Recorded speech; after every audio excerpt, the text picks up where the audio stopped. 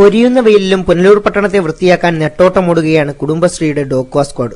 പച്ചക്കുപ്പായത്തിന് പുറമെ ചുവന്ന കോട്ടും ധരിച്ച് നഗരത്തിന്റെ മാലിന്യശേഖകരായി ഓടി നടക്കുന്ന ഈ സ്ത്രീജനങ്ങളെ ഈ വനിതാ ദിനത്തിൽ കാണാതെ പോകാൻ ലൈവ് വാർത്തയുടെ ക്യാമറ കണ്ണുകൾക്കാവില്ല. ഒരു ദിവസം ഇവർ എത്താതിരുന്നാൽ നഗരം നാറുവാൻ തുടങ്ങും. നമ്മൾ മൂക്കുപൊത്തുകയും ചെയ്യും. വീട്ടുജോലികളെല്ലാം തീർത്ത് കൃത്യം 9:30 തന്നെ ഇവർ ഒരുമിച്ച് നഗരത്തിലെത്തും.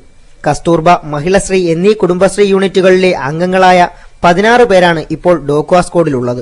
ആദ്യകാലത്ത് 20 പേരുണ്ടായിരുന്നുവെങ്കിൽ 2 പേർ മരണമടയുകയും 2 പേർ ജോലി ഉപേക്ഷിച്ച് പോവുകയും ചെയ്തതോടെയാണ് 16 പേരായി ചുരുങ്ങിയത്. കസ്തൂർബ ഗ്രൂപ്പിനെ ജോളിയും മഹിളശ്രീയെ സജീനയുമാണ് നയിക്കുന്നത്. 2 രൂപ മുതൽ 20 വരെയാണ് മാലിന്യങ്ങൾ ശേഖരിക്കുന്നതിന് ഇവർക്ക് ലഭിക്കുന്നത്. ഉച്ചതിരിഞ്ഞ് ജോലി തീരുമ്പോൾ യൂണിറ്റ് സെക്രട്ടറിയെ ഈ തുക ഏൽപ്പിക്കുകയും ചെയ്യും. വീതം വെച്ച് വരുമ്പോൾ ആളൊന്നിന് 3000 രൂപ പോലും പ്രതിമാസം തികച്ച് ലഭിക്കാറില്ല. ഓണമാകുമ്പോൾ നഗരസഭ 500 രൂപ മാത്രമാണ് സാമ്പത്തിക സഹായമായി നൽകുന്നത്. എന്നാൽ സോപ്പ്, ഗ്ലൗസ്, മഴക്കോട്ട് എന്നിവ നഗരസഭ നൽകാറുണ്ടെന്നും ഇവർ പറയുന്നു.